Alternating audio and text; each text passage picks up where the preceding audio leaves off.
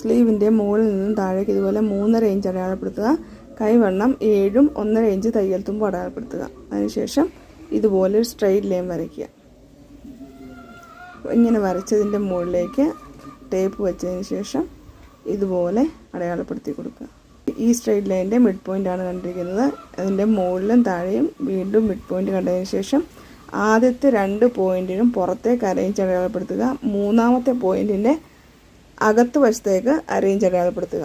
ശേഷം ബാക്ക് പീസിൻ്റെ ആദ്യം വരച്ചത് ബാക്ക് പീസും രണ്ടാമത് അകത്തൂടെ വരച്ചിരിക്കുന്ന ഫ്രണ്ട് പീസിൻ്റെയുമാണ് സ്ലീവ് വരച്ചിരിക്കുന്നത്. ഇനി ഇതുപോലെ ഏറ്റവും പുറത്തെ ലൈനിലൂടെ കട്ട് ചെയ്തെടുക്കുക. ഇനി ഇതിനെ നിവർത്തിയിടുക. അതിനുശേഷം അപ്പോൾ ഇത് ഫ്രണ്ട് പീസ് കയറ്റി വെട്ടുന്നതാണ്.